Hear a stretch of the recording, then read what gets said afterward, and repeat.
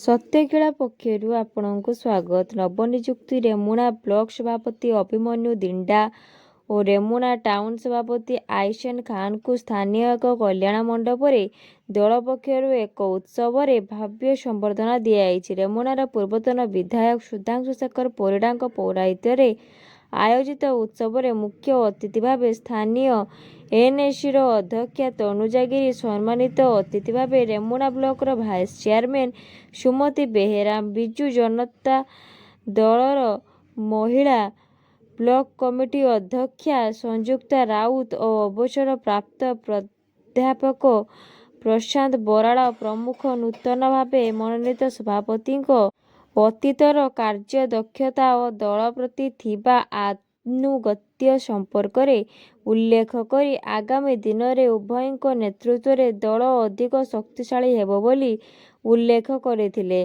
संबर्धना पर्व रे संबर्धना पाइया परे श्री दिंदा और श्री खान दलर सुप्रीमो नवीन पट्टनायक तांको उपरे भरोसा करी गुरु दायित्व देइथिबारु उभय दल को भरोसा करी गुरु दायित्व देइथिबारु उभय दल को अधिक सुदृढ़ करने दलीय कर्मी और जनसाधारण को सहयोग लड़िछंती।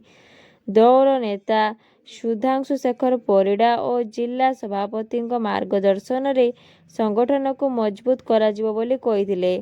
श्री परिडा दुई युव नेता खूब शीघ्र प्रति वार्ड और पंचायत तथा बूथ रे संगठन को मजबूत करने लगी पदक्षेप नेबा को परामर्श देइथिले। सभा प्रारंभ रे अवसर प्राप्त प्रधान शिक्षक गौरांग पड़ियारी मंचन करथिले।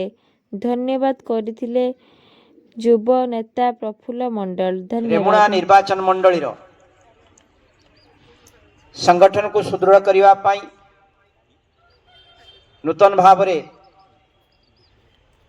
ब्लॉक सभापति एवं एनएसी सभापति नियुक्ति करा जाइछि। जो कथा तांको द्वारा हेछि ताको आउ टिके आगो को नबा पाई जो पारंपरिक पद्धति जे आमे तांको संवर्धित करिबा तांको रेमुणा निर्वाचन मंडली संगठन को सुदृढ़ करने पाई नूतन भाव रे ब्लॉक सभापति एवं एनएसी सभापति नियुक्ति करा जाइछि।